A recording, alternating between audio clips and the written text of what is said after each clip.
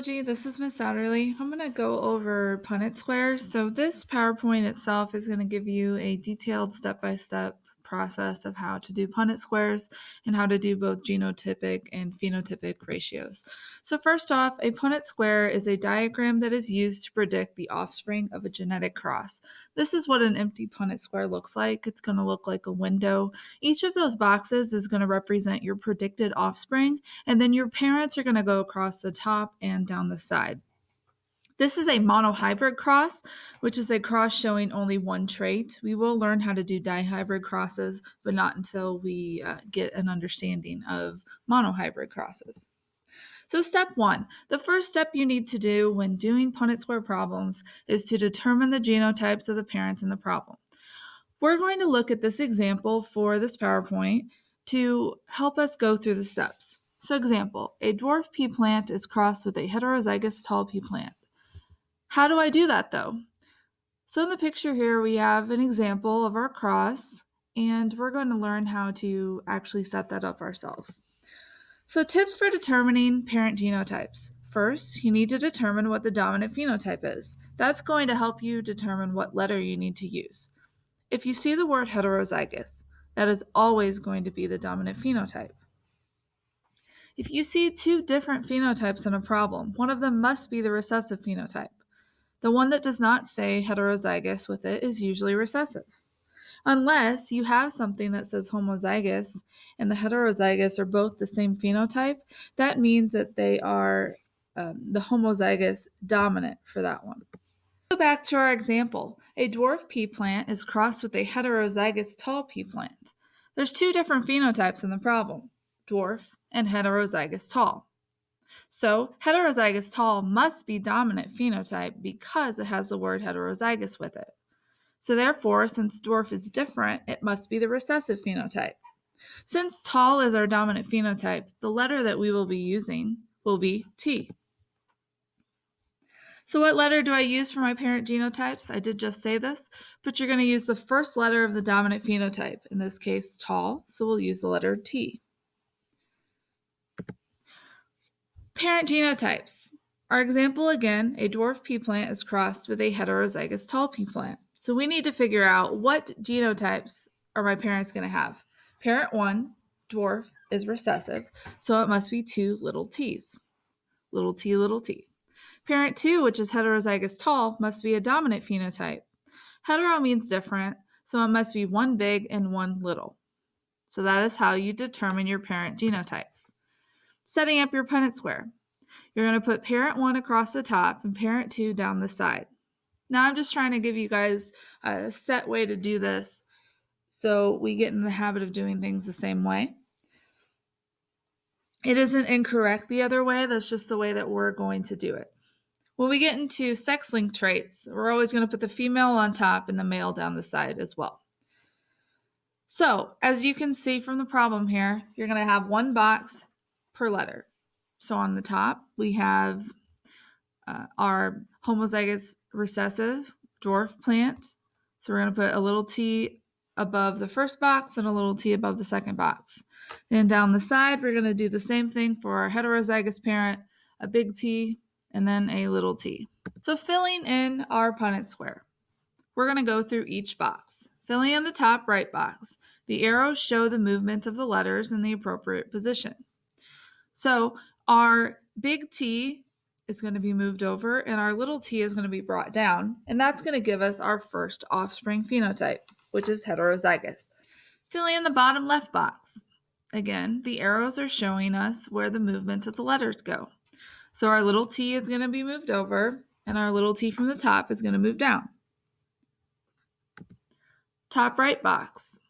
Arrow shows movement of letters to the appropriate position. One more time. Big T over, little t down. Sometimes you might have the big T is moved second, but your big T is always going to be put first. It's always big before little. And the last one, our last offspring genotype is going to be homozygous recessive, so two little t's. And that's how you fill in a Punnett square. So rules to follow. Remember that even if the first letter that you move is a little letter and the second one is a big letter, it should always be big before little. So little t, big T is incorrect. Big T, little t is correct. So that's how you should properly write your genotypes for your offspring. Now we're going to talk about ratios. Once you have filled in your Punnett square, it is now time to determine your ratios. We're going to have both genotypic and phenotypic ratios. We're going to take those one at a time. So first, our genotypic ratio is the ratio of the set of alleles. It's always going to go in the order below. Your genotypic ratio is going to have 3 numbers with it. Your first number is going to be how many of your offspring are homozygous dominant, how many of your offspring are heterozygous, and then how many of your offspring are homozygous recessive. Every single time in that order. So let's do this problem here. So if you look at your offspring, there's one that has homozygous dominant. There are 2 that have big A, little a, which is heterozygous, and 1 that's homorecessive. So therefore, our ratio would be 1 to 2 to 1.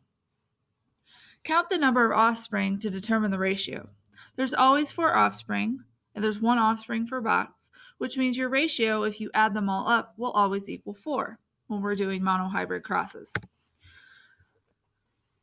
So, count the number of offspring. We're going to go through the problem we've been doing where we cross a dwarf pea plant with a heterozygous tall pea plant. How many homodominant offspring are there? If you look at the example, there's none. So we're going to put a 0 in the blank. How many heterozygous are there? The 2 boxes on the top, the 2 offspring, they are both circled. They are both heterozygous, so therefore we have 2. So we're going to put a 2 in the blank. And last, how many homozygous recessive are there? The bottom 2 boxes are both homozygous recessive. There are 2 of them, so we'll put a 2 in the blank. And just to check ourselves, 0 plus 2 plus 2 equals 4, which is what our ratio should equal. Now let's look at phenotypic ratios.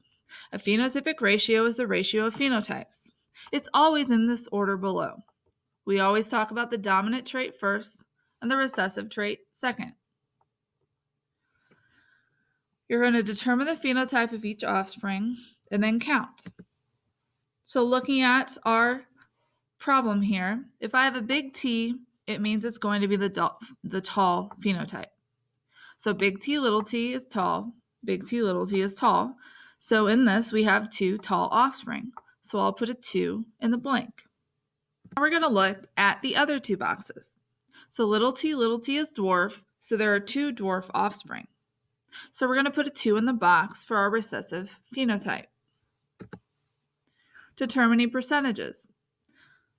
We're going to need to learn how to do percentages. So we're going to use this as an example. So what percentage of the offspring are big T, big T? Since there's 0, it's going to be 0%. What percentage is big T, little t, or heterozygous?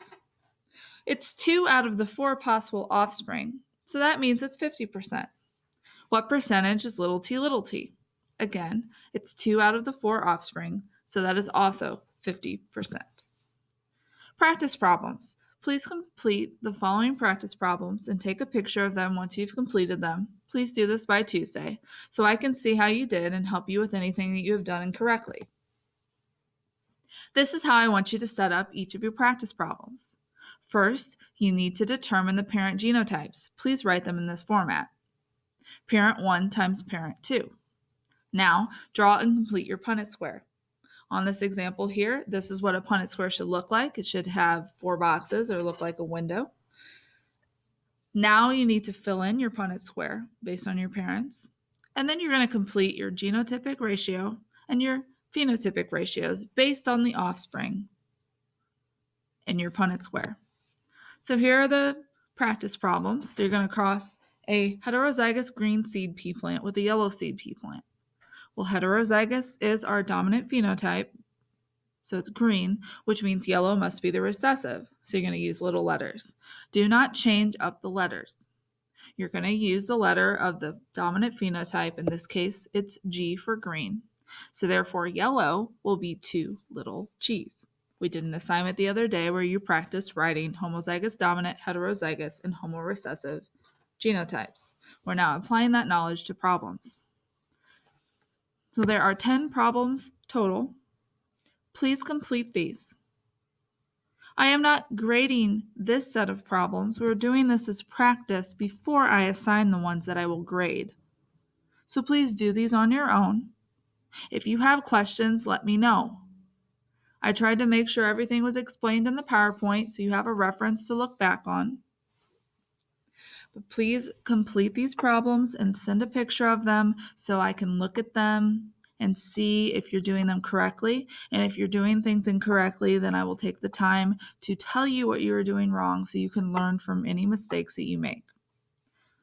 On Tuesday, we're going to have some more practice problems, and then Wednesday I will assign Punnett square homework that will be graded after we take some time to learn how to do them. Again, if you have any questions, please let me know. Have a wonderful day. Bye.